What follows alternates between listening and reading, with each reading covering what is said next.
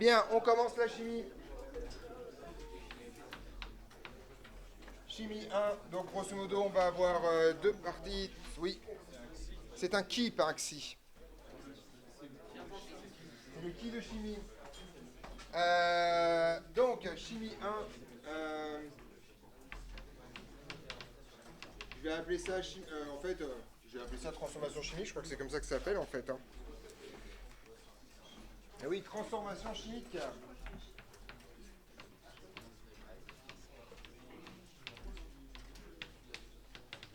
Donc il y aura deux chapitres dans cette grande partie.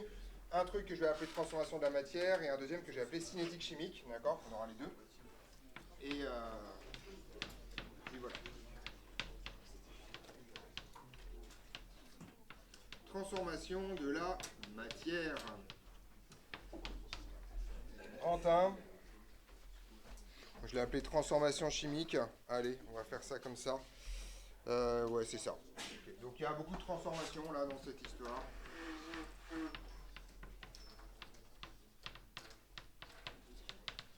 Non mais vous inquiétez pas, il y a les définitions qui vont arriver. Vous angoissez pas, ça arrive. Voilà, c'est bon. Je le sentais là.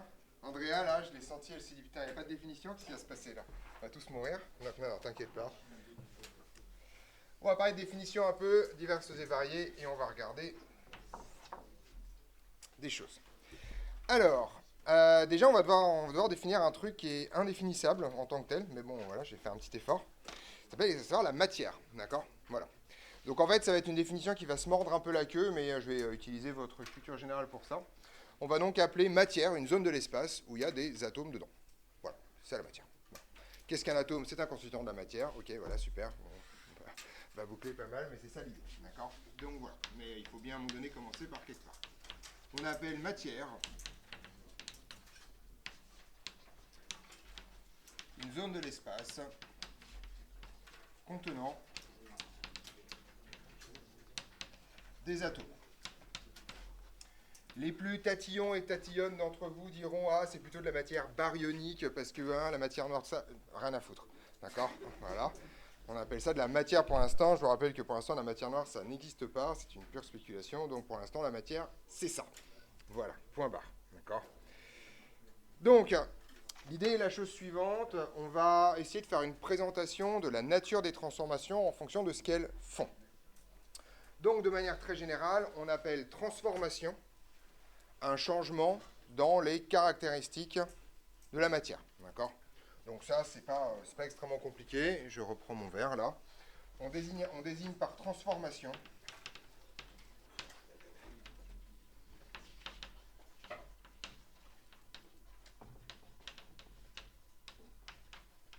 un changement dans les propriétés de la matière. Alors le mot transformation est un mot ultra fourre-tout. On peut mettre à peu près n'importe quoi. En poussant le truc à l'extrême, le déplacement d'un objet est une transformation de la matière. C'est juste que vous avez de la matière là, puis après elle n'est plus là, elle est à côté, c'est une transformation. D'accord? C'est un peu une transformation mécanique. Donc de manière très générale, dans une transformation, vous passez d'un état initial à un état final en passant éventuellement par des états intermédiaires. D'accord? Voilà, c'est pas très compliqué. Oui, c'est dans la lumière, il n'y a pas d'atome, et la lumière ne fait pas partie de la matière, je crois du contraire. En tout cas, elle n'est pas la matière dont on va parler des masses, etc. etc. On fait des trucs simples, d'accord? Voilà. L'idée est simple en fait. Alors ça, c'est un truc très très physique du XXe siècle. En fait, toute transformation procède de la modification d'une interaction quelconque entre les atomes, soit entre les atomes à l'intérieur du système, soit entre les atomes à l'extérieur du système. D'accord? Donc ça, c'est extrêmement important à comprendre. Toute transformation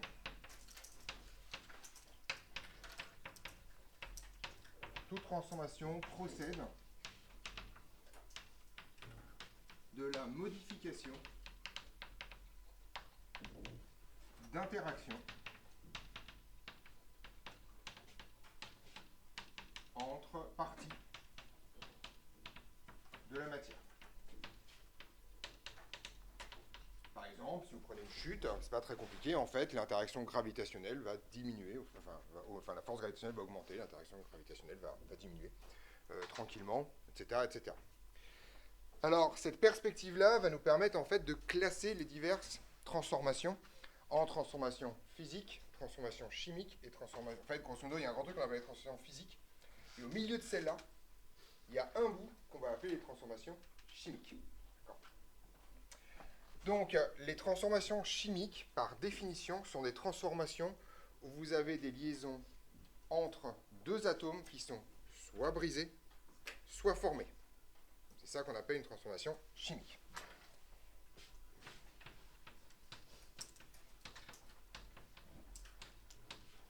On appelle transformation chimique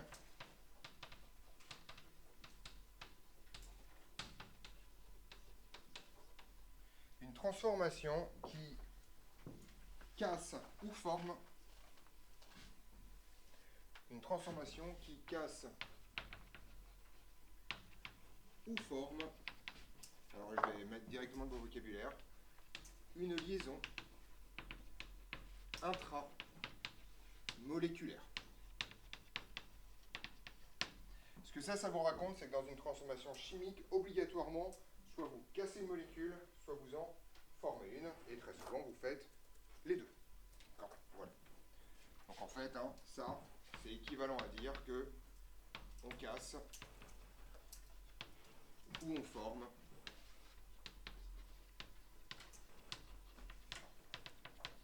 une molécule. Oui. Un atome, peut-être un atome qui se forme, ou est forcément dans une molécule. Non, pas forcément. Il peut y avoir des atomes tout seuls, ça existe. Voilà. Mais un atome tout seul ne peut pas former une liaison chimique parce qu'il faut probablement qu'il y ait les deux. On est d'accord là-dessus, sur ce truc-là? Alors en fait, ce ne sont pas du tout les seules transformations. En fait, en général, énergétiquement, ces transformations sont d'autant... Alors l'idée, la chose suivante, c'est qu'on va pouvoir classer les transformations physiques à peu de choses près. Et ça, c'est un truc plus pour culture, mais on peut classer les transformations physiques en fonction de l'énergie qu'elles impliquent. Et cette énergie, en fait, est d'autant plus élevée que vous allez casser des liaisons qui sont petites. Casser ou former des liaisons qui sont petites. Donc, grosso modo, ça c'est une petite remarque de culture générale. On peut classer les transformations physiques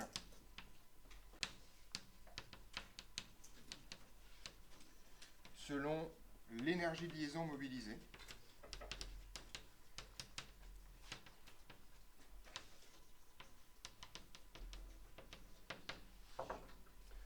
En général, plus la liaison est petite ou à courte portée, plus elle est énergétique.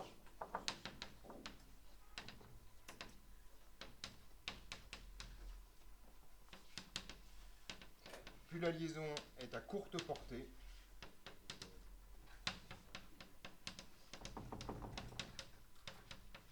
et plus elle est énergétique. Alors, je vais faire une espèce de liste non exhaustive, quoique on pourrait quasiment tout recouvrir.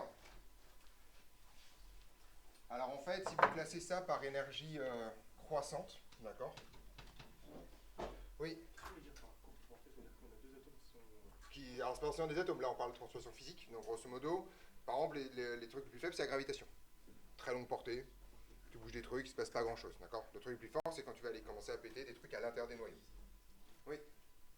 Casser une molécule sans former une autre, ça veut dire retirer qu'un seul atome? C'est pas retirer, c'est juste par exemple si tu fais, je sais pas moi, H2O donne, alors sans en casser une, je vais trouver un truc, si tu fais l'inverse de la formation du CO2, c'est-à-dire CO2 donne C plus O2, ce qui se fait avec la photosynthèse par exemple, bah, voilà, littéralement tu as cassé une molécule. Bon, tu as reformé deux O2 en même temps, bon, ça existe des trucs où tu casses des choses, voilà, juste tu couches ta molécule, tu la casses en morceaux, globalement. Alors, l'idée est la chose suivante, les trucs énergétiquement les plus faibles sont très souvent les... Alors, le plus faible, en fait, c'est pas la gravitation. Il y a un truc encore où les interactions sont très faibles. Le plus facile, c'est la lumière. Tout simplement, si vous produisez des trucs qui n'ont pas de masse, d'accord? Donc, vous faites trucs, et ça demande en général pas beaucoup d'énergie. quand vous fabriquez de la lumière, en particulier pour un néon, ce que vous faites, en fait, c'est vous exciter des atomes et qui vont se désexciter en redescendant. Donc c'est surtout en fait des électrons qui vont se balader à l'intérieur de votre atome sans en sortir. Soit c'est des néons, auquel cas vous avez des électrons qui sautent d'un niveau à l'autre et qui redescendent en émettant de l'énergie, soit tout simplement vous prenez un atome et vous le secouez, et vos électrons en fait ils vont faire un mouvement oscillant, et donc ils vont créer une onde sinusoïdale qui est tout simplement une lumière. D'accord? C'est pas extrêmement compliqué. Donc là vous n'avez rien cassé, à peu de choses près, vous avez juste pris des électrons et vous les avez un tout petit peu trop secoués, d'accord? Mais vous les arrachez pas du tout de leur noyau. Le truc énergétiquement un tout petit peu plus costaud, c'est en fait l'électricité. Vous prenez les électrons, vous pouvez les arracher des atomes, mais grosso modo, vous les laissez dans une espèce de mer qui de toute façon est déjà délocalisée et mutualisée. Donc vous ne faites pas grand-chose. D'accord? Ensuite, vous avez l'électricité. D'accord? Ensuite, vous avez tout ce qui est mécanique, tout ce qui est déformation, etc., etc., la gravitation, le déplacement. Tout ça, c'est la mécanique. Petite remarque, votre vie quotidienne, à peu de choses près, vous raconte que ça se passe grosso modo comme ça. D'accord? Vous pouvez utiliser de l'électricité pour faire de la lumière, vous pouvez utiliser de la mécanique pour faire de l'électricité. D'accord? Ça s'appelle une dynamo. Tout ceci est dans le même paquet. D'accord? Mais si vous voulez utiliser de l'électricité pour faire de la mécanique, il faut mettre de la puissance. D'accord? Dans ces histoires-là. Ok? Il faut des installations de puissance. Et donc, grosso modo, c'est facile de remonter, c'est-à-dire de produire ça avec ce qu'il y a en dessous. Le contraire est en général plus compliqué. D'accord? L'énergie juste après, c'est l'énergie thermique, qu'on appelle le changement de température. D'accord? Donc vous savez très bien qu'on peut faire bouger des choses en les chauffant. D'accord? Il est plus compliqué en général de chauffer des trucs en les bougeant. D'accord? Alors bien sûr, vous faites ça pour réchauffer un peu les mains. D'accord? Et le truc encore plus compliqué à faire, c'est en fait le changement d'état. Donc tout ce qui est vaporisation, etc., etc., je vous invite fortement à essayer de prendre une fourchette, par exemple, et à faire monter la température d'une casserole d'eau en touillant, et encore plus à porter l'eau à ébullition et à la faire bouillir. D'accord? Voilà. Si vous voulez utiliser de l'électricité pour faire du changement d'état, vous avez une bouilloire, et vous savez que ça consomme des quantités considérables de puissance, d'accord, dans cette histoire-là, donc vous êtes obligé de forcer de la technologie dedans. Okay? En gros, si vous voulez monter, il vous faut de la technologie. Si vous voulez descendre, en général, vous n'avez pas beaucoup d'efforts à faire. Voilà.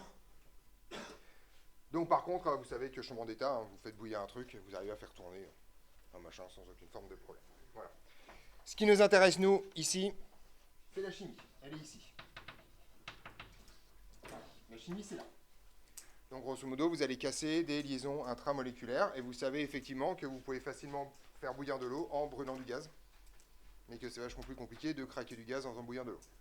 Oui. Alors, il y a un truc qui s'appelle l'interaction. Alors, ça, c'est plus compliqué que ça. Et en fait, il s'avère qu'il y a 4 interactions fondamentales. En fait, en gros, l'intégralité de ton quotidien, c'est l'interaction électromagnétique plus la gravitation. Il s'avère qu'à l'intérieur du noyau, il existe 2 interactions supplémentaires qui s'appellent l'interaction faible et l'interaction forte. Du noyau de l'atome, effectivement. Voilà, qui assure la cohésion nucléaire. Voilà, et c'est celle-là qu'on va cogner maintenant. Oui. Il y a un truc en dessous, effectivement, qui est le nucléaire.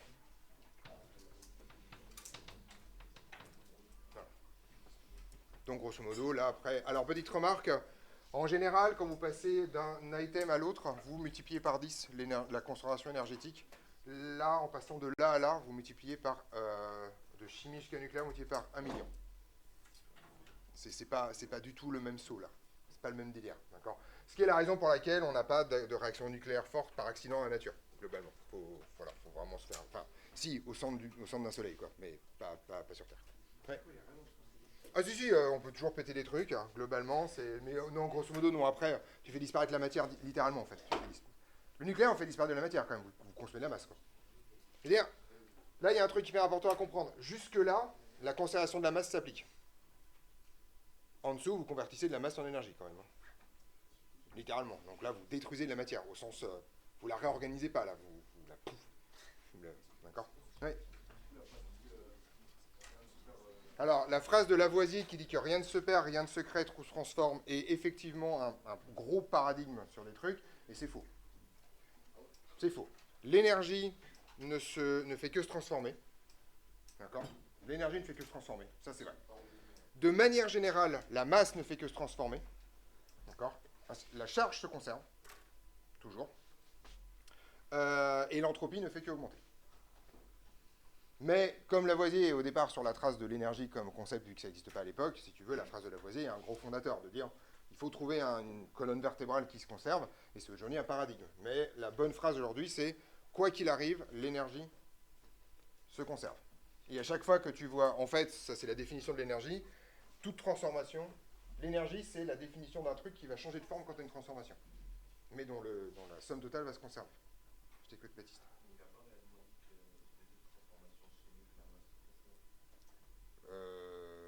Il a quand même vachement étudié pour quelqu'un qui ne l'a pas dit.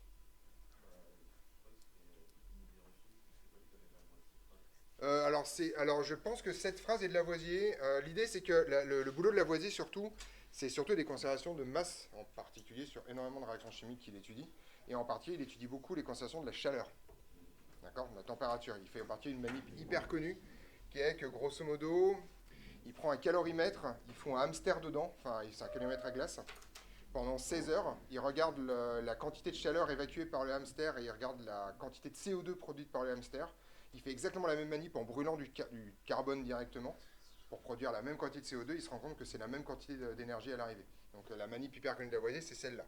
D'accord. Et après, Lavoisier, c'est quand même un mec qui a inventé toute la chimie, toute la chose là. Qu'il ait dit cette phrase exactement, je revérifierai. Je n'ai jamais pris la peine de vérifier ce truc-là. Mais en tout cas, à l'époque, il faut bien comprendre que de toute façon, ce qu'il ne faut jamais faire dire à des gens pré-19e siècle, c'est les lois de conservation telles qu'elles sont formalisées en termes modernes. Le concept d'énergie, par exemple, à l'époque de Lavoisier, n'existe pas. Enfin, le mot énergie existe depuis Aristote, mais il ne veut pas du tout dire ça. Et globalement, on parle déjà d'énergie cinétique et de travail des forces en mécanique, mais on ne connaît absolument rien du reste. Le premier papier sur l'unification des forces, enfin de l'énergie, ça s'appelle l'unification des forces, il date de Helmholtz, donc c'est 1848. Et le mot énergie, c'est joule. Donc c'est d'où le fait que l'énergie, c'est en joule aujourd'hui. Donc c'est très très tard, c'est fin du 19e. Donc effectivement, on n'a pas le droit de faire dire à Lavoisier qu'il a parlé de conservation d'énergie. Ça c'est sûr que c'est faux. Donc après, à l'époque, on n'a pas une conception hyper claire de la masse des atomes, de comment ça marche, mais on commence à avoir une idée de la conservation des constituants élémentaires de la matière. D'accord. Et c'est comme ça qu'on trouve la stoichiométrie. En particulier, on a vachement de bol, c'est parce qu'en fait, les volumes des gaz sont proportionnels au nombre de molécules et pas au nombre d'atomes. Et ce qui fait que, grosso modo, vous vous rendez compte que si vous transformez par exemple un gaz en un gaz monomoléculaire en un gaz dimoléculaire, il va occuper un volume 2 fois plus faible.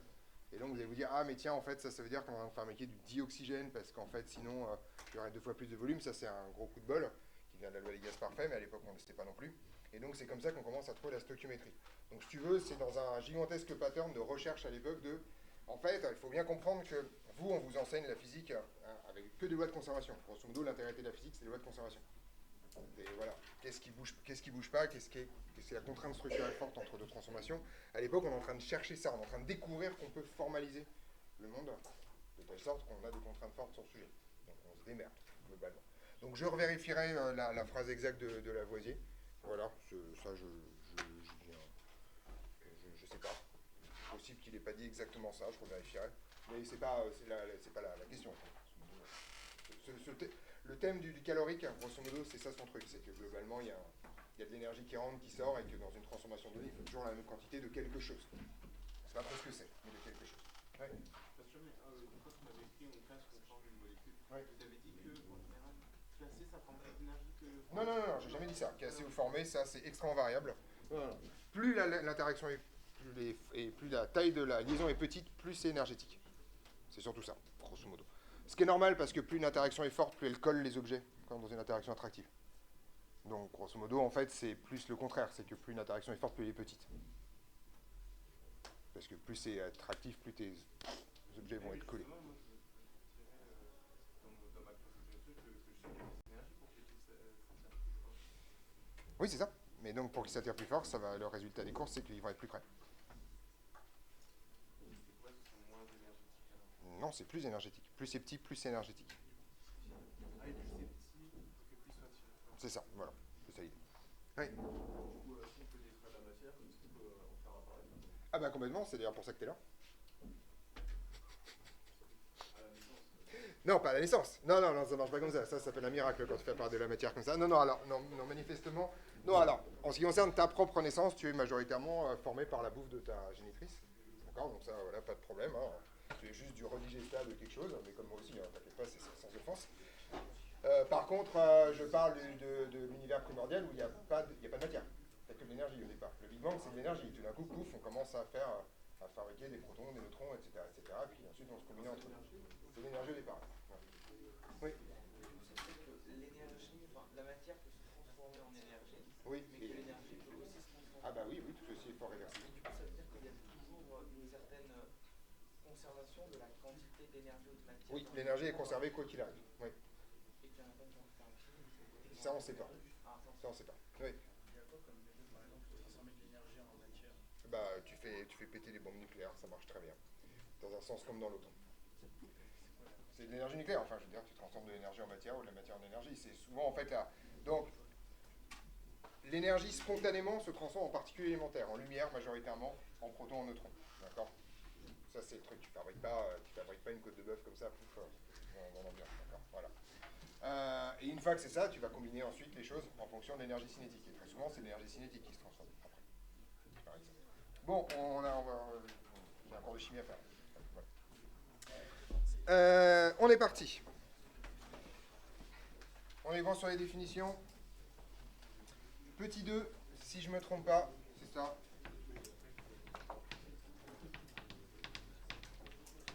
Caractérisation d'un système.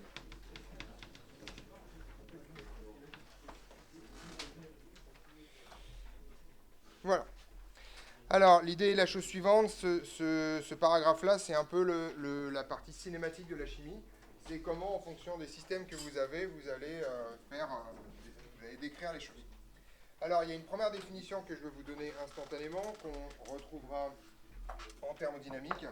C'est la chose suivante. Donc, je reprends le système, on a déjà défini, si vous vous souvenez bien. C'est de la matière pas nécessairement connexe, etc., etc. D'accord? Donc, on est parti, on se donne ça. Soit un système,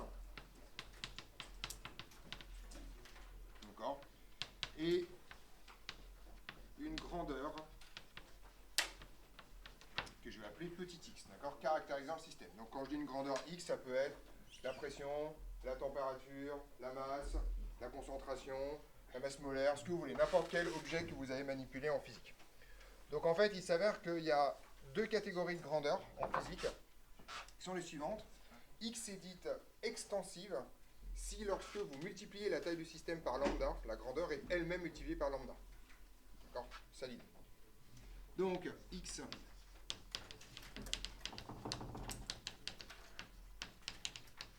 est dite extensive si et seulement si, quand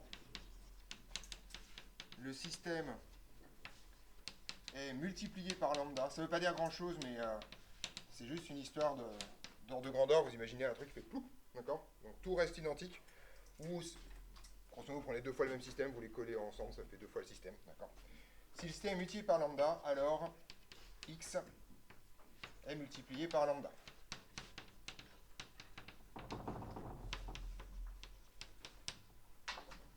Donc ça, c'est les grandeurs extensives. Et vous devez connaître, alors par cœur, mais c'est pas très compliqué en fait, un certain nombre de grandeurs extensives. Alors qu'est-ce qui va être extensif à votre avis? Ouais. Le volume, effectivement. Le volume, c'est extensif, tout à fait. Ouais. Non. Le nombre de moles, effectivement. Le nombre de moles. Donc ce qu'on appelle en général la quantité de matière. Ouais. La masse, tout à fait. La masse, ouais. Alors la distance, c'est assez merdique, parce que ça sera plutôt en puissance 1 tiers. Si tu prends une sphère et que tu multiplies son volume par 2, son rayon est multiplié par 2 puissance 1 tiers. Donc la distance, c'est merdique. D'accord? Ça fait partie des quelques grandeurs qui rentrent dans aucune des deux catégories. Parce que c'est pas une vraie distance physique, c'est un paramétrage en fait, c'est pas une vraie grandeur. Il en manque une. Il en manque une. Ouais. Le temps, alors le temps, il appartient pas en propre au système. Oui. La quoi? L'altitude, non, c'est comme les distances, c'est le même problème. Là, vous prenez un système, vous faites chplouk. D'accord? Voilà. Qu'est-ce qui va être multiplié? Justement, non. Ouais. L'air, non, ça c'est en carré aussi. C'est le volume. Si le volume marche, l'air ne peut pas marcher. La tension, non. C'est l'autre. Alors, c'est l'intensité, mais comme le temps ne bouge pas, l'intensité, c'est quoi comme bête? La charge. D'accord? Multiplier tous les électrons, enfin voilà, la charge totale du système est multipliée par ça. Voilà. Donc, au contraire, X va être dite intensive si elle est inchangée lors de la même opération. On dit si vous multipliez cette unité par 2, X ne change pas. X est dite intensive si et seulement si elle ne change pas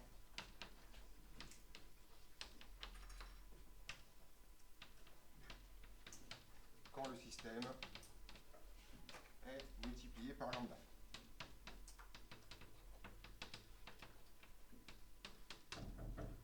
Donc là, vous avez deux exemples extrêmement connus. Ouais. La température, effectivement. Alors, une autre façon de le voir, je multiplie par lambda, mais vous pouvez imaginer que lambda est fractionnaire, par exemple, et vous dire, tiens, si je prends un système et que je le coupe en deux, qu'est-ce qui va être coupé en deux et qu'est-ce qui ne va pas bouger? D'accord? Donc, vous voyez que dans cette pièce, si je la coupe en deux, la température n'est pas divisée par deux. D'accord? Ça ne marche pas comme ça. Qu'est-ce qui va aussi être intensif? Ouais. La pression, effectivement, c'est la même chose. Si je prends cette pièce et que je la coupe en deux, la pression dans chaque côté n'est pas la moitié de la pression totale. Ouais. La densité, alors en fait, là, et là on va commencer à aller voir tout en fait. Donc il y a la densité, je n'ai pas les lister, vous allez voir pourquoi après. Ouais. La masse volumique, Samy c'est ton tour. La masse molaire, voilà, c'est bon. Pourquoi je ne les liste pas en fait? En fait c'est une composée et vous voyez en fait que la masse volumique, ou la densité c'est pareil, la masse molaire, la charge volumique, la charge volumique, la charge massique, la charge molaire, d'accord? Enfin, grosso modo, mathématiquement, c'est relativement simple. Dès que vous allez faire, dès qu'une grandeur va être le rapport de deux grandeurs extensives, elle va forcément être intensive. D'accord? Donc ça, c'est un théorème de base sur ces grandeurs-là.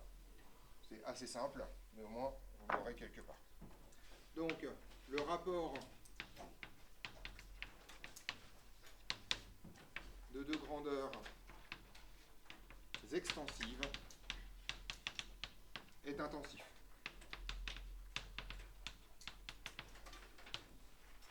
Et donc là vous pouvez lister la masse volumique,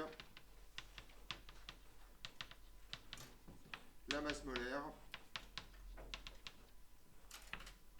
et le troisième qu'on va beaucoup utiliser, la concentration. On est d'accord que la concentration, ça obéit à ce théorème-là, d'accord? C'est un nombre de moles divisé par un volume, donc deux grandeurs extensives. Ouais. Donc la tension, elle est intensive. La tension, c'est intensif, effectivement. Et l'intensité, elle est extensive. L'intensité est extensive, oui. Ah, oui. Oui, oui, oui, oui.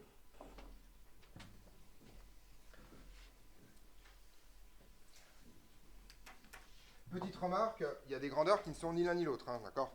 Vous pouvez même inventer des grandeurs, par exemple un produit de grandeur extensive, c'est toujours très bizarre, mais ça peut exister, si vous pouvez la fabriquer, et celle-là, elle sera absolument aucune des deux.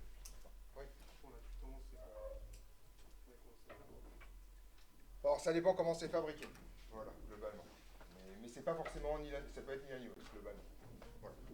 Alors petite remarque, une grandeur additive est forcément extensive. Vous connaissez grandeur additive? D'accord? En fait, en gros, si vous avez une grandeur additive, si vous prenez un système, un autre système, et vous pouvez dire qu'il y a un truc qui est la somme des deux, ben en fait, ça vous donne un extensif. Si vous prenez deux fois le même système, ça vous donne deux fois l'ensemble, donc ça se passe bien. Voilà. Ok. Et donc maintenant, on va faire une espèce de petite zoologie en fonction des systèmes qu'on va décrire en chimie, quels sont les paramètres pertinents qui vont nous permettre de les décrire usuellement. D'accord? Je vais commencer par évacuer les choses qu'on va très peu regarder, donc tout ce qui est liquide et solide. Et ensuite, on va parler des gaz et des solutions aqueuses. D'accord? Donc, on y va. Cas des solides et liquides. Purs.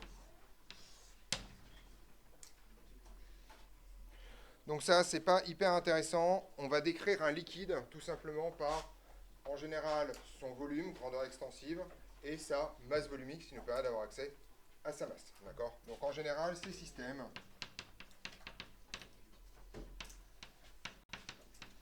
sont en général décrits alors en fait, au lieu de faire une liste de grandeur, je vais vous donner directement la relation qui va bien. Par la relation, le volume total est égal à la masse volumique égale à la masse totale divisé par la masse volumique. Voilà. Donc ça c'est votre formule de base. Oui, Kenneth. C'est quoi pur? Pur, ça veut dire qu'il n'y a qu'un seul truc dedans. De l'eau par exemple. Un mélange de deux solides, c'est plus un truc pur. Voilà. Donc ça c'est le volume total. Ça c'est la masse totale. Et ça c'est la masse volumique.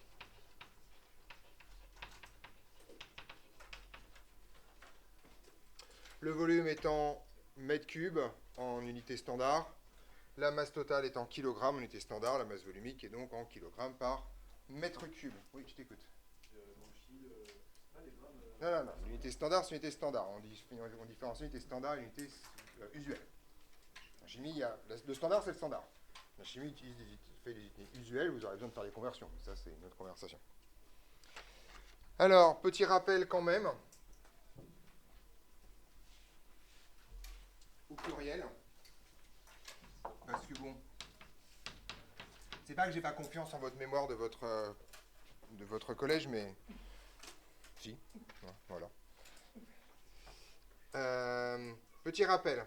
Donc, ça on le reverra, mais je vais l'écrire plusieurs fois parce que j'en ai marre. Pour les liquides et solides, gros est compris grosso modo entre 100 et 20 000 kg par mètre cube.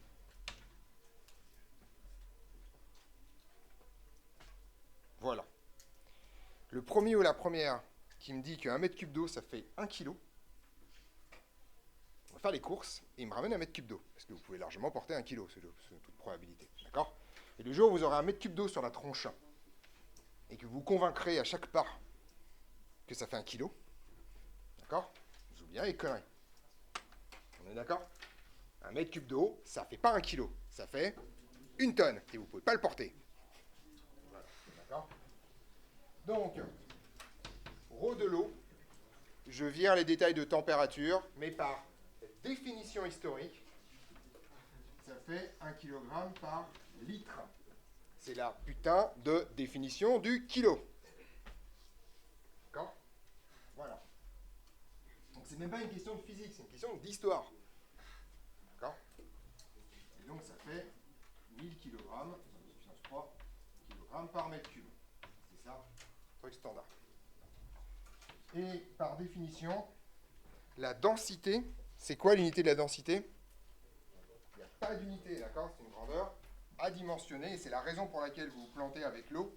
Parce qu'en général, vous avez tendance à confondre densité et masse volumique. Donc la densité de l'eau, ça vaut 1, par définition. Mais ça vaut 1 tout court. D'accord ? Et ça ne vous raconte rien sur la masse volumique de l'eau de surcroît. Parce que on définit la densité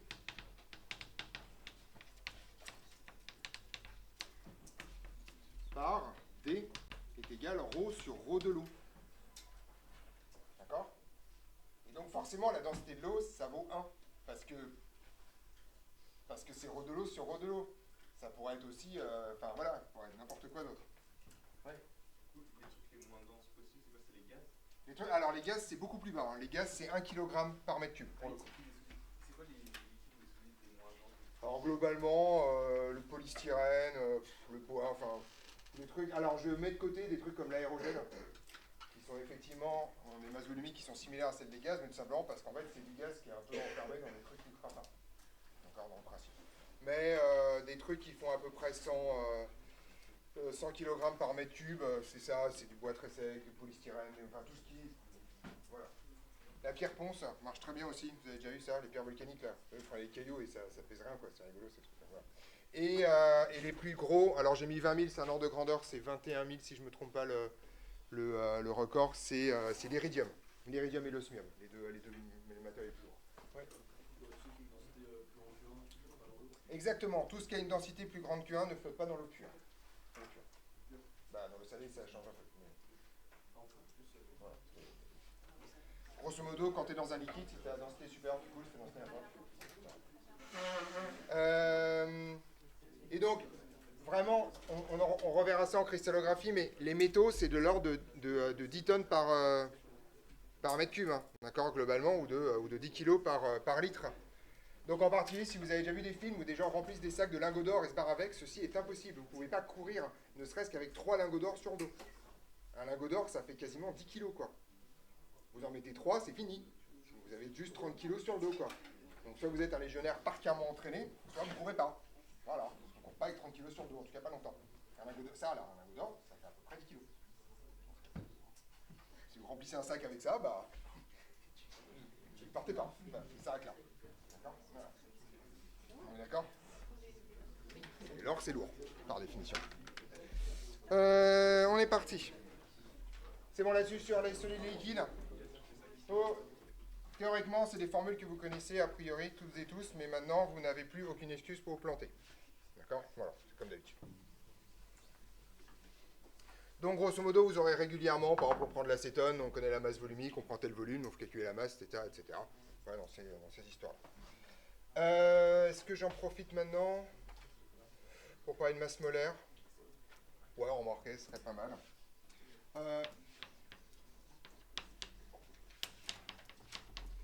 Pour tout corps, on définit... C'est du verre. Je sais pas pourquoi je suis passé... pour tout corps, on... J'ai plus de verre décent, là. On définit la masse molaire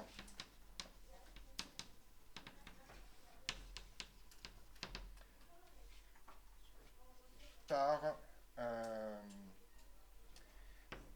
grand M, indice I. Donc je mets des indices pour dire que c'est la masse du corps considérée. Hein. C'est donc la masse totale de ce truc-là divisé par un truc qui porte un nom qu'on appelle le nombre d'Avogadro, d'accord, qui est un conteneur.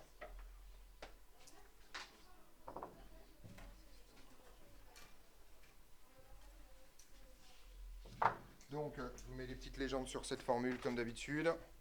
Ça c'est la masse molaire, hein, c'est normal, c'est la définition. Ça c'est la masse. Et ça c'est le nombre d'Avogadro.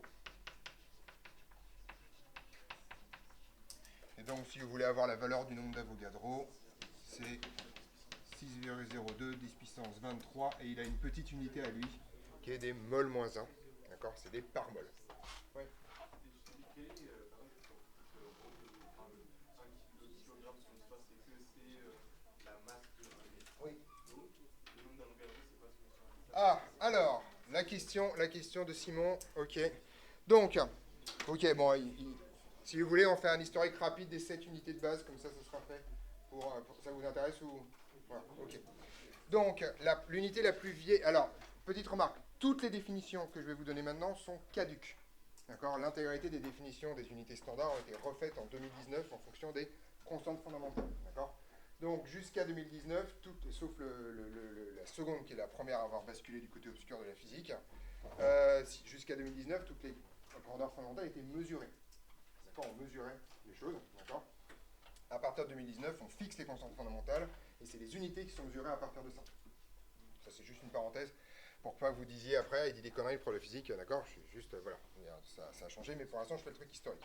L'unité la plus vieille, c'est la seconde, d'accord ? Qui est définie de façon extrêmement bizarre et complètement accidentelle en raison des diversifications du bassin méditerranéen. Donc, les Babyloniens comptaient en base 60, donc avaient une subdivision naturelle qui était un 3600e de quelque chose, d'accord ? Les Égyptiens, pour des raisons bizarres, de l'attitude de Alexandrie en particulier, de faisabilité des rituels funéraires nocturnes, découpaient la nuit en 12. Les Grecs, en conquérant ça, ont généralisé ce comptage à 24 heures dans la journée. D'accord ? Voilà. Juste, bon, voilà, ok. Et donc, on a fini par dire qu'une seconde, c'était la subdivision, la deuxième subdivision babylonienne d'une heure. Donc, un 3600e de 24 heures. D'accord ?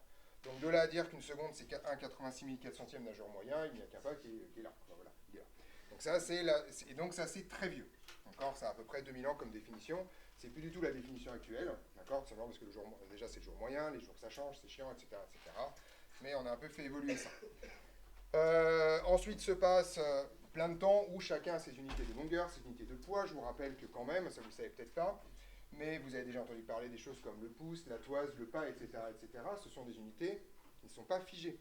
En particulier, ça c'est un truc très rigolo, quand vous construisez un château au Moyen-Âge, d'accord, vous commencez par mesurer la taille du pouce de la personne qui commande le château. Et ça va vous donner l'intégralité des unités que vous allez utiliser sur le chantier. Vous les reportez sur un truc qu'on appelle une pige. Si vous connaissez l'expression avoir 5 piges, ça veut dire en fait avoir construit 5 châteaux. D'accord ? Donc, si vous mesurez la taille des fenêtres d'un château, vous connaissez la taille du pouce du mec qui l'a commandé. Fun fact, quand même, au passage. Voilà. Donc, à un moment donné, on a commencé à dire que ça suffisait, et il s'avère que c'est Louis XV, en l'occurrence, le premier qui lance le process, et la Révolution française qui le termine. On finit par dire que 1 mètre, c'est exactement un 10 millionième d'un demi-méridien. D'accord ? Autrement dit, vous prenez... Donc, on sait que la Terre est ronde à l'époque, quand même. Voilà. Vous commencez à prendre ce truc-là, vous prenez un demi-méridien, c'est-à-dire ça. Vous dites que 1 mètre, c'est un 10 millionième de ça. Ça marche bien. Alors, donc, on parle d'un truc rond, d'accord ? On impose la base 10 partout. Le mètre en tant qu'unité existait déjà. Il y a un truc qui s'appelle le mètre prussien, qui ressemblait à peu près à ça. Et donc, comme ça tombait pas loin, on a utilisé le même mot. D'accord ? Et donc, voilà. Alors, c'est pas tout à fait vrai. En fait, il s'avère que lors de la mesure qui a été faite pendant la guerre franco-espagnole, il y a un truc qui est raté, et donc je crois qu'on a 0,1 mm dans la vue dans cette définition-là, sur le sujet, c'est pas extrêmement grave, mais voilà. Donc ça, c'est la définition du mètre. Une fois que vous avez fait ça, c'est assez simple de dire que vous pouvez calculer un mètre cube, d'accord ? Vous pouvez aussi calculer un décimètre cube, vous foutez de la flotte dedans, et vous dites ça, c'est un kilo. D'accord ? Voilà. Ça, c'est pour les trucs simples. Ensuite, vous avez un gars qui s'appelle Ampère, qui découvre que lorsque vous faites parcourir un courant dans les deux sens, dans des fils comme ça, ils subissent une force, d'accord ? Et Ampère dit, ok, je vais définir un ampère comme étant le courant électrique qu'il faut pour que la force conjointe de ces deux trucs-là, lorsqu'ils sont à 20 cm l'un de l'autre, c'est en fait 1 micronewton. Donc l'ampère, c'est beaucoup plus compliqué, d'accord, globalement, et ça vous permet de définir le coulomb par la suite. Ça, c'est les 5 unités, on va dire, de base. Et ensuite, vous en avez 2 autres. La première, c'est la mole. Donc la mole, en fait, historiquement, au départ, c'est la quantité d'électrons qu'il faut, enfin la quantité d'électricité, de charge électrique qu'il faut pour produire, je ne dis pas de conneries, ce qu'on appelle, ça doit être 1 kg de dihydrogène par électrolyse. D'où le fait que la masse molaire de l'hydrogène... Voilà, donc en gros, quand on remet les équations dedans, ça revient à dire en sorte que l'hydrogène a une masse de 1 gramme par mol, à peu de choses près. Donc cette définition est vachement flottante pendant extrêmement longtemps. Et à un moment donné, on finit par trouver plein de méthodes convergentes. Et il y a un mec qui s'appelle Perrin, qui en 1913, si je ne me trompe pas, publie un bouquin où il mesure le nombre d'Avogadro par 20 méthodes différentes. C'est absolument éclaté, voilà. Et donc on finit par arriver sur ce truc-là. L'histoire du Avogadro, c'est que c'est compliqué en fait, globalement. On a eu énormément de mal à trouver le truc, et en fait, la détermination la plus bascule, c'est on arrive à trouver la charge de l'électron à un moment donné ou à un autre, et ensuite on fait un truc qu'on appelle l'expérience de Millikan, qui consiste à... Enfin, on la détermine comme ça. Donc en gros, tu mets des charges sur une goutte d'huile et tu mets un champ électrique pour que ces gouttes-là soient en lévitation, et donc tu fais le rapport entre charge de l'électron et ça. Et comme on connaît le Faraday, qui est la charge d'une mole d'électrons, on trouve le nombre d'Avogadro. C'est la première détermination historique du nombre d'Avogadro. Ouais. Bah si, puisque ça c'est en grammes. Qu'est-ce que j'ai fait qu'est-ce que j'ai écrit comme connerie Pardon. Je te remercie, Gabriel, je suis fatigué en ce moment. C'est la masse... non, attends, stop. Stop. Laissez-moi raconter des choses. C'est la masse molaire. C'est la masse d'une mole, c'est ça, c'est la masse d'une mole. Attendez, qu'est-ce que je raconte? Mais je dis n'importe quoi en fait depuis tout à l'heure. C'est ça. Non, mais parce que j'essaie de construire une formule qui n'existe pas en fait. C'est surtout ça en fait. Il n'y a pas de Na là-dedans. La masse molaire, je vais y arriver, c'est le nombre de moles divisé par la masse totale. Voilà. Il n'y a pas le nombre d'Avogadro, et effectivement, le nombre de moles, c'est là où ça arrive. Excusez-moi, je te remercie, Gabriel. Je reviens. Ça, c'est le nombre de moles. Ça, c'est la masse. D'ailleurs, c'est dans l'autre sens. Non, mais je dis n'importe quoi. Je la refais. Yeah. Je suis encore un peu fatigué, manifestement. Voilà. Alors, je la refais. Changez ça déjà. Donc MI, c'est la masse. Ça, c'est la masse totale. Ça, c'est le nombre de moles. D'accord? Et c'est là où le nombre d'Avogadro arrive. C'est que le nombre de moles NI, c'est le nombre d'atomes. Voilà, le nombre de moles, c'est le nombre d'atomes divisé par le nombre d'Avogadro. C'est ça l'idée. Voilà. Là, c'est bon. Oui.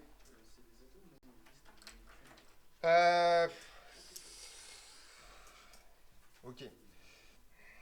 Ça dépend ce que tu comptes dans cette histoire. Mais effectivement, ouais, allez. Ça dépend si tu parles de la masse moléculaire d'atome, nombre de molécules. Je prends le nombre de molécules. Je crois. Ok, c'est bon. Je rentre pas dans les détails, mais ça marche. Nombre de molécules sur le nombre d'Avogadro. Pardon, excusez-moi pour ce.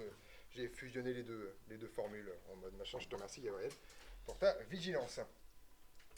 Et la dernière unité, si vous voulez la fin de l'histoire quand même, parce que j'étais dedans, c'est le Candela, qui est une unité complètement en orbite, qui, grosso modo, permet d'avoir une mesure de la perception humaine de la lumière. Donc, grosso modo, au départ, le candéla, c'est l'intensité lumineuse produite par une bougie qui serait située à, je sais plus, à 1 mètre, dans la telle longueur d'onde. Enfin, voilà, c'est un truc un peu bizarre. Voilà. Ouais. Il n'y a pas de luxe pour la lumière? C'est ça, en fait. Le candéla donne le luxe après, globalement. Mais il y a, grosso modo, et puis il y a le Kelvin qu'on a oublié quand même. D'accord? Ah oui, le Kelvin. L'histoire du Kelvin ou... Donc, en gros, ouais, je t'écoute.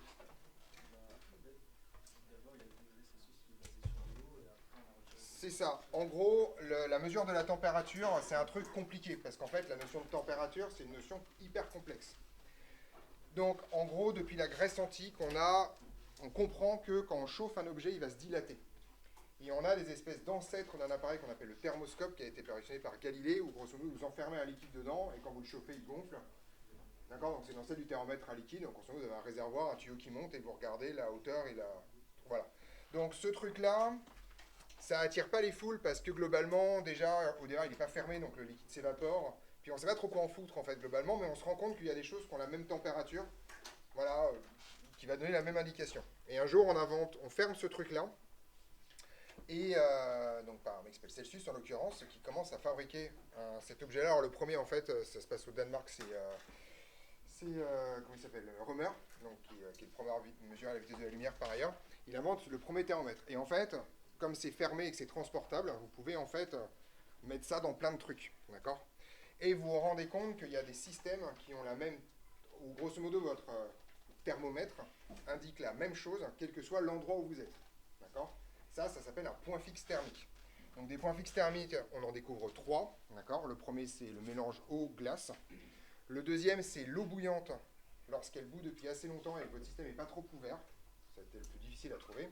Et le troisième, c'est la température interne des mammifères. Je ne veux pas de questions sur qui a eu cette putain d'idée, d'accord? Mais globalement, voilà. Ok. Et donc, en gros, vous avez Celsius qui d'abord définit une échelle avec l'eau, en disant je vais mettre 100 pour la glace et 0 pour l'eau bouillante. Et ensuite, et il divise ça en 100 degrés. Et ensuite, cette échelle, elle est inversée, parce que ça fait chier tout le monde que, grosso modo, le truc le plus froid, ce soit en haut et le truc le plus chaud soit en bas. Et donc, on inverse ça et ça donne l'échelle. Et le C en fait, contrairement à ce que tout le monde dit, quand vous écrivez ça, vous n'écrivez pas degrés Celsius. Vous écrivez degrés centigrades. Le C, c'est-à-dire centigrades, c'est-à-dire que vous avez divisé en 100 graduations le truc entre l'eau solide, enfin, le mélange eau-glace et le mélange liquide-vapeur. Il y a un autre gars qui s'appelle Fahrenheit qui fait la même chose, mais en prenant deux autres, alors en prenant comme un point fixe, c'est la température des animaux et l'eau bouillante. Et il fait un truc qui est pas con, il décale toute l'échelle pour que, grosso modo, dans des conditions d'existence normale de son bled, qui est en Allemagne où il fait très froid, en fait, les températures soient toujours positives. Donc en fait, il prend la température la plus basse. Il y a un vrai truc après, en fait, il se rend compte que quand il charge de sel de la flotte, ça gèle à une température hyper basse. Il trouve le point de congélation de sel, il dit ça va être 0, parce qu'on ne descendra pas plus bas que ça, parce que la mer ne gèle pas manifestement. Et donc l'échelle Fahrenheit, elle est définie comme ça, d'accord? Donc contrairement à plein d'autres unités, l'échelle Fahrenheit n'est pas plus ridicule que l'échelle Celsius, c'est juste une autre définition, il n'y a pas de problème, d'accord, a priori. Et il s'avère que l'échelle Fahrenheit a été beaucoup utilisée aux États-Unis, d'accord? Et que, au 19e siècle, l'échelle de température... Donc, petite remarque, le Fahrenheit, c'est aussi énormément utilisé en Allemagne au 19e siècle. Et à un moment donné, c'est les Celsius qui gagnent pour une raison complètement accidentelle. C'est qu'à un moment donné, on fait des mesures, et puis la majorité des gens mesurent en Celsius pour que ce soit compréhensible pour tout le monde, et ensuite on va dériver les Kelvin, les Celsius, avec la loi de Gaspard-Fay qu'on va voir dans 5 minutes. Voilà, mais c'est tout. Globalement, les Kelvin auraient pu être fondés sur les Fahrenheit sans aucune forme de difficulté. Là, c'est vraiment un accident standard pour le coup. Ouais.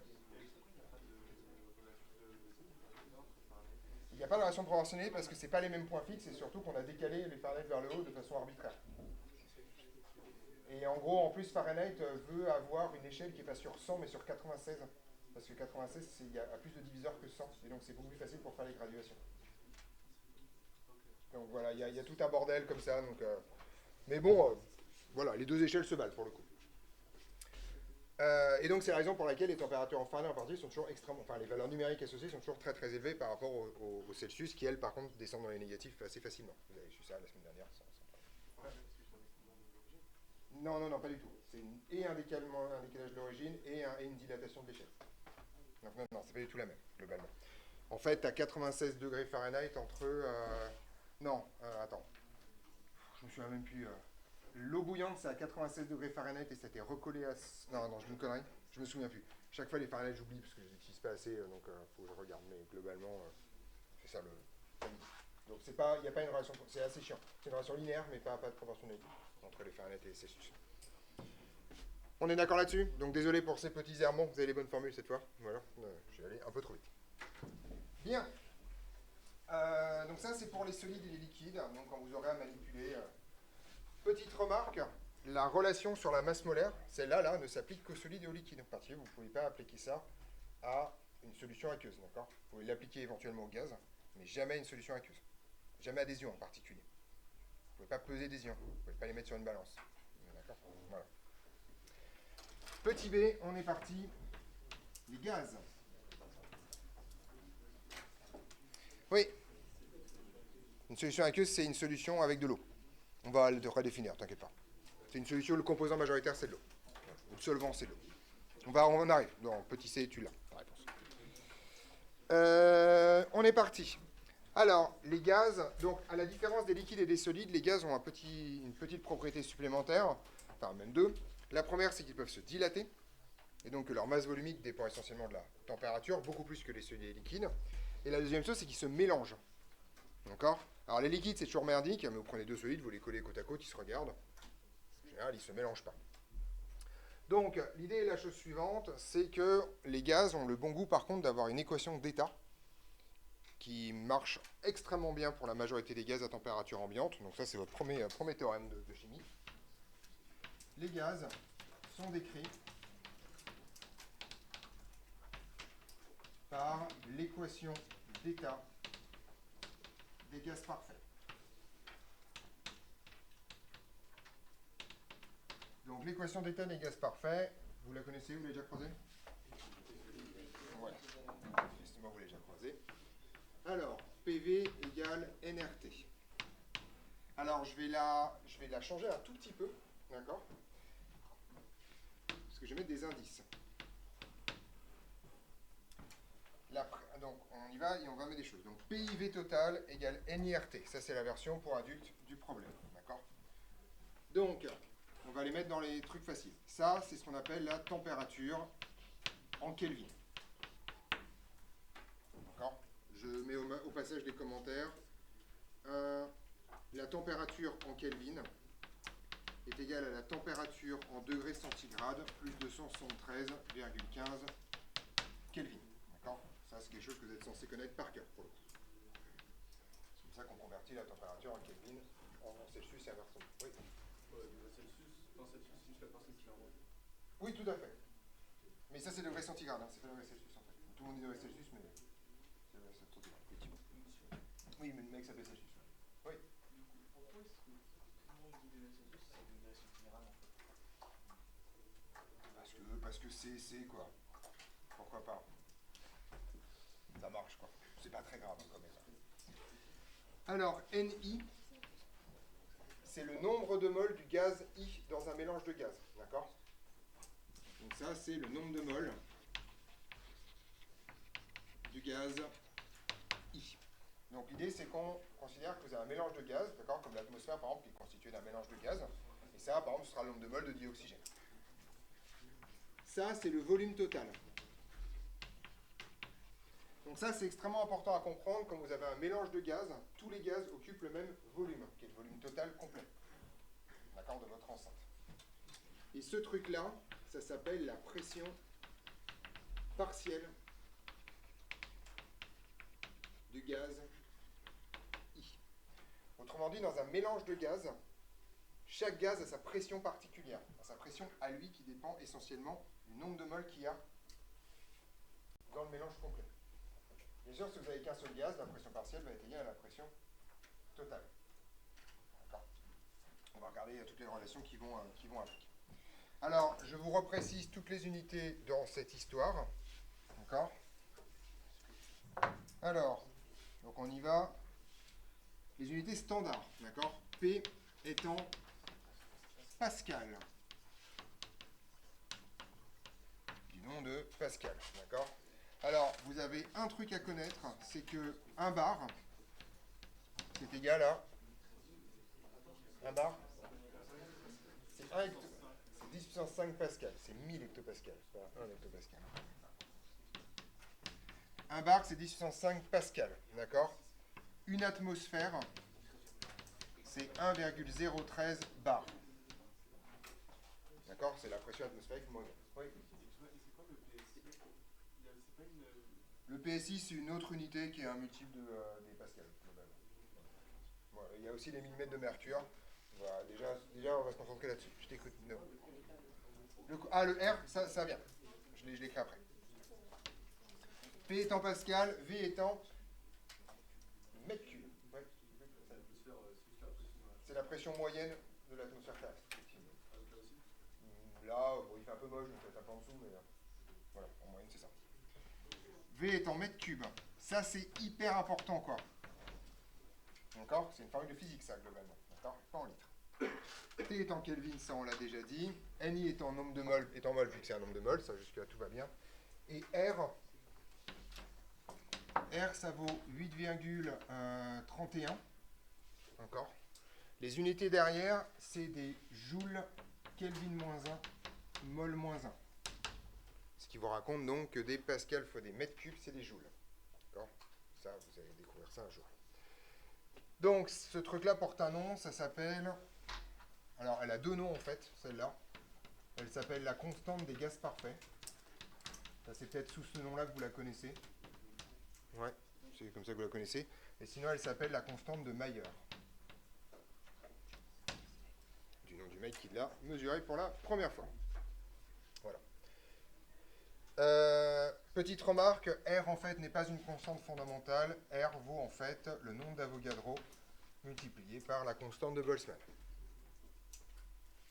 Voilà, c'est juste pour information. Ça, c'est la constante de Boltzmann. Vous avez une fiche sur les constantes fondamentales si je ne me trompe pas?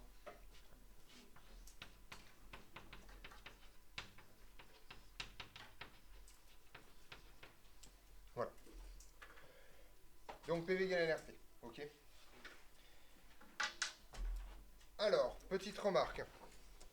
On a les relations suivantes qui sont extrêmement importantes, d'accord, et qu'on va utiliser régulièrement quand on fera des gaz. On a. Alors, si vous prenez tous les gaz et vous faites la somme sur I, sur tous les constituants du milieu, vous voyez que RT va être commun à tout le monde, V total va être commun à tout le monde, et donc quand vous allez faire la somme des NI, vous allez tomber sur N total.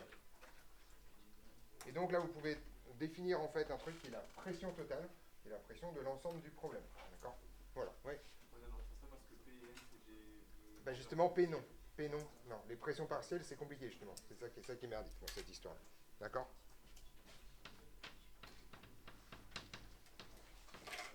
On a que la pression totale, c'est la somme sur I des pays. D'accord? Voilà. Alors en fait, ça vient du fait que comme la pression est certes intensive, mais par contre la force, elle, qui est exercée sur une paroi est extensive, en fait on va sommer les forces. C'est ça qui va faire le truc. Voilà. La pression totale vaut la somme des pays. D'accord? Et surtout, la relation la plus importante, c'est que la pression partielle, ça vaut NI sur N total. Oui. Les pressions partielles, c'est ça. Oui, mais c'est parce que c'est pas la même loi pour le coup. Voilà.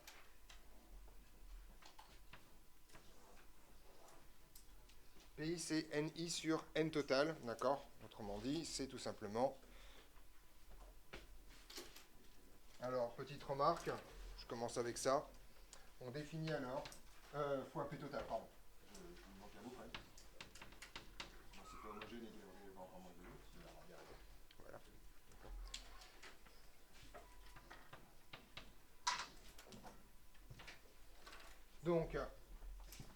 Donc là, vous avez à peu près...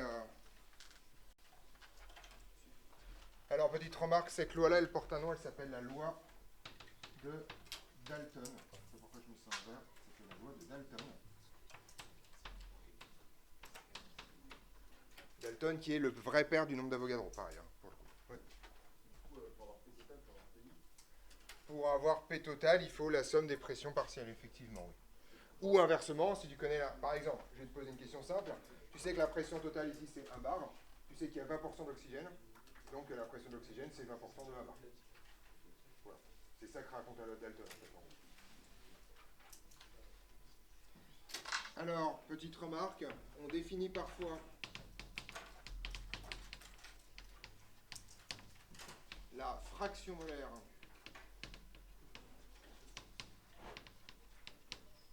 de I par XI qui vaut NI sur N total.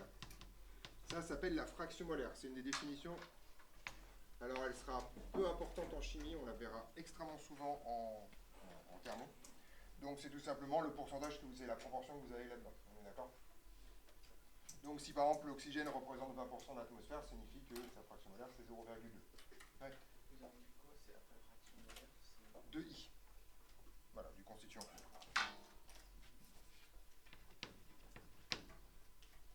D'accord? Voilà. Et on a tout simplement que PI sur P total est égal à XI. Qui est la même formule que là-bas, mais juste réorganisée. Hein, d'accord? Rien de très compliqué. Donc ça, c'est vraiment le truc de base. Ça se passe bien, quoi. En gros, ce que ça vous raconte, c'est que si vous avez un mélange de gaz, vous pouvez découper ce mélange en plein de sous-systèmes, avec chaque gaz qui voit tout le volume complet, qui va exercer sa petite pression toute seule comme un grand, sans voir les autres molécules. Voilà. Et ceci proportionnellement à la fraction qu'il représente. Donc ça, par exemple, dans l'atmosphère, ça vous raconte que 20% de la pression de l'atmosphère est liée à l'oxygène et 80% de la pression de l'atmosphère est liée à l'azote. Voilà. Oui. l'azote, Oh, je dis azote. non, mais c'est la même chose. Non, c'est pas la même chose. Mais vous êtes tatillon aujourd'hui. Voilà. Et des fois, vous avez raison, mais bon. D'accord. Ok, on a tout ça, c'est bon. Deux choses à connaître.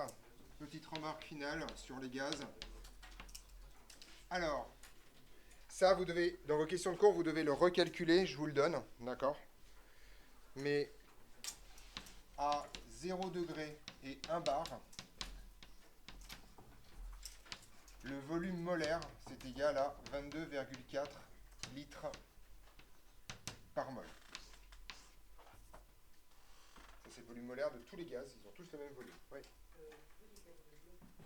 Je peux décaler le bloc sans aucune forme de problème.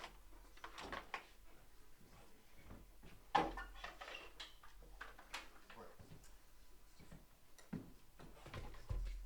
C'est bon, t'as changé les gestions. D'accord, donc ça, vous devez savoir le faire à 25 degrés, c'est 25 litres par mol à peu près. Donc ça, c'est la première chose, et ça vous raconte également, ça fait partie des ordres de grandeur que je veux que vous connaissiez. Donc ça, c'est la première chose. La deuxième chose que je veux que vous connaissiez, c'est que ρ des gaz, c'est à peu près égal à 1 kg par mètre cube. Donc grosso modo, c'est à peu près 1000 fois plus faible que l'eau. Le gaz, c'est à peu près 1 kg. Très léger, en principe. C'est juste l'ordre de grandeur, hein, ça vous devez connaître. Ça vous raconte que déplacer une bouteille vide, c'est plus facile que déplacer une bouteille pleine largement. Enfin, je pense que je vous apprends pas grand-chose dans cette histoire. Ouais. En fait, c'est un ordre de grandeur. Donc la réponse est non, probablement, mais c'est voilà. C'est autour de ces trucs-là. Donc là, j'ai défini le mol, ok, super. Voilà, bon, ça j'ai tout fait, je l'ai fait dans l'autre sens. Masohumique de l'eau. Superbe, on est parti. Donc c'est bien comme je ne vous ai pas donné, je vais pouvoir les réorganiser dans le bon sens. Il me manque quoi pour les gaz? Je pense que je suis bien. Ouais, c'est bon, j'ai tout. Petit C, si je ne me trompe pas, c'est ça. Solution aqueuse. Première remarque, dans aqueux, il n'y a pas de C. Ça vient de aqua, il n'y a pas de C. D'accord? Ni dans aquarium, ni dans aqueduc. D'accord? Il y a un C dans acquérir. C'est pas le même. Voilà, c'est tout. Donc arrêtez de me foutre des C, là il n'y en a pas. Voilà. D'accord? Je sais que vous vous en foutez, vous continuez à écrire résonance avec 2 N, mais accueil, je vous informe, voilà. Ok? Et que dans soufre, il n'y a qu'un seul F, le soufre, s'entend. Voilà.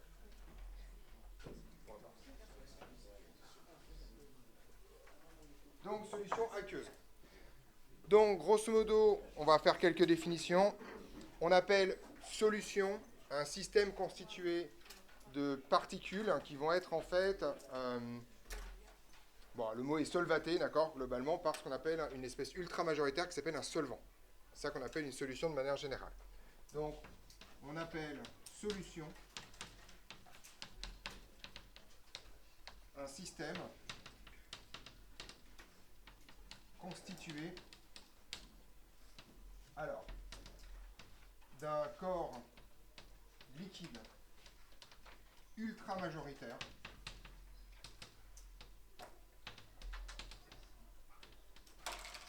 et ce corps liquide, il porte un nom qui s'appelle le solvant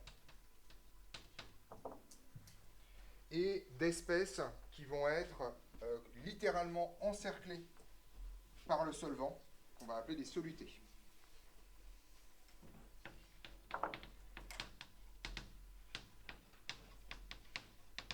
Encerclées par le solvant. Et ces espèces sont appelées solutées.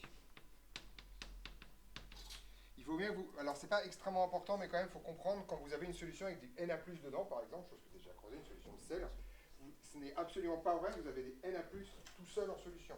Vous avez des Na+ qui se déplacent avec une coquille de molécules d'eau tout autour. D'accord? C'est la différence entre un Na+ qui serait tout seul, je sais pas, dans l'air, par exemple, d'accord, dans un gaz ionisé, et les espèces solvatées. Ce n'est pas les mêmes bestioles. Elles sont beaucoup plus lourdes en particulier d'un point de vue effectif. Elles se déplacent avec leur cortège de solvants qui les empêche de se voir les unes les autres. Pareil. C'est bon? D'espèces encerclées par le solvant, appelées solutées. D'accord. N'hésite pas à m'interrompre si tu n'arrives pas à lire. Le mieux, c'est que ça arrive sur ton cahier.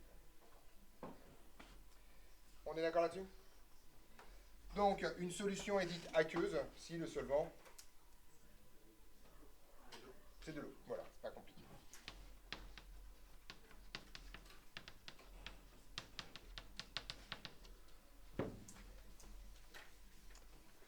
Une solution est dite aqueuse si et seulement si le solvant est de l'eau. L'intégralité de ce que vous buvez sont des solutions aqueuses. D'accord?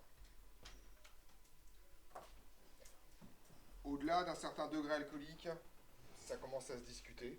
D'accord? Le caractère ultra majoritaire du truc. Mais grosso modo, si vous ne buvez pas des trucs au-delà de 40 degrés, c'est des solutions aqueuses. Voilà. D'accord. Oui? Bah, disons que c'est le pourcentage en masse quand même. Hein. Le côté ultra majoritaire de l'eau dans... Bien. Je sais que l'éthanol c'est lourd, donc globalement, voilà, mais côté ultra majoritaire, il y a 50, enfin voilà, c'est plus très ultra majoritaire dans cette histoire. Donc c'est un mélange de deux solvants. Ouais. Alors des solutions usuelles qui sont d'autres solvants, en fait, oui, il y en a plein. Enfin, tu prends du white spirit, de l'alcool, enfin voilà, tout ça. Pour lequel? Non, mais majoritairement, en fait, les solutions non aqueuses sont toxiques pour l'être humain, donc tu les as pas, enfin voilà, tu passes pas ta vie à les boire, quoi. C'est ça l'idée, quoi. Mais sinon, oui, il y en a plein, enfin ça, bien sûr. Non, il y a énormément de solvants divers et variés, ça c'est vraiment, vraiment simple. Oh, on se reconcentre un peu, c'est pas encore fini. D'accord? Merci. Bien, alors, la description des solutions aqueuses se fait toujours de la même façon. Vous n'avez en fait qu'une seule grandeur qui va compter, c'est la concentration de chacune des espèces en solution, autrement dit des solutés. Voilà, donc ça c'est ultra simple. Chaque soluté est décrit par sa concentration. Et la concentration, c'est une formule hyper bizarre. Donc, la concentration se note C comme concentration. Et la concentration, c'est tout simplement le rapport entre le nombre de moles et le volume total. Donc ça paraît pas, mais en fait, vous n'avez pas du tout les mêmes objets au numérateur et au dénominateur. Ça, c'est le nombre de moles de votre soluté. Ça, c'est le volume total de la solution, donc c'est le volume de l'eau, en l'occurrence, le volume du solvant. Donc ça, c'est le nombre de moles du soluté.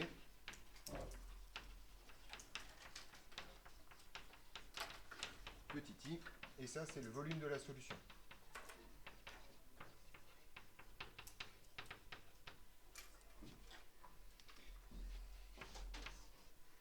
J'ai une remarque extrêmement importante, la relation avec la masse molaire ne peut en aucun cas s'appliquer à un soluté, à aucun moment, dans aucun univers connu.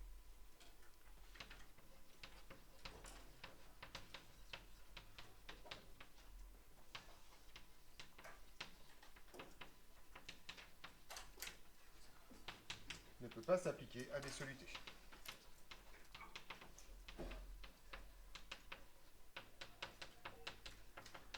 D'accord? Donc vous pouvez appliquer ça que pour des solides ou des liquides.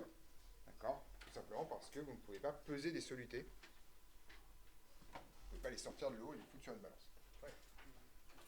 Imaginons que je t'insolve sous quelques pincées de sel dans de l'eau. Oui. Ça n'a pas augmenté le volume de... Très peu. Très très peu. C'est assez fascinant. C'est une manie que tu peux faire chez toi. Hein. Tu prends un litre d'eau, tu mets 200 grammes de sel dedans, le volume total n'aura pas trop bougé. Sauf quand le truc arrive en saturation. Oui, une fois que tu satures, en fait, mais le volume de solution, lui, n'aura pas bougé. C'est juste que tu auras du solide dans le fond et tu auras ton volume de solution. Oui, mais du coup, ce sera un peu... Ça bouge un peu, voilà, mais ce sera un peu plus dense. Ça bouge un peu, on est d'accord. Mais globalement, en fait, c'est assez impressionnant. Petite remarque, les solutions que nous, on utilise sont des solutions extrêmement peu concentrées de surcroît. Donc globalement, là, il n'y a aucun problème sur le volume total. Ces gestions pour ajouter la quantité de degrés et combler la moitié du volume de sel, la moitié du volume total du sel d'eau. Oui, ça changera pas. En fait, ça changera beaucoup moins que ce que tu pourrais penser au départ. Ça, c'est clair. Oui, Et nous, on ne peut pas mettre la masse molaire parce qu'on ne peut pas peser le solide. exactement. On pèse le solide avant de... Non, tu pèses pas un soluté, tu pèses le solide qui correspond au soluté. Ah oui. Et tout d'un coup, tout ce que je raconte marche bien. Quand tu mets du... Si tu as une solution de Na+, et de Cl-, tu as mis du sel. Ça, c'est un solide. Ça, tu peux le peser. Il n'y a pas de problème. La masse molaire, tu as le nombre de moles. D'accord? Ensuite, tu as du Na+, et du Cl-. Mais ça s'arrête là. Oui. De la solution, c'est le volume de l'eau, globalement. Ça change pas, en fait. C'est la même chose. J'ai le solvant, j'ai le soluté, j'ai les concentrations, et effectivement, je vous laisse partir, puisque l'équation bilan, on verra ça à partir de demain.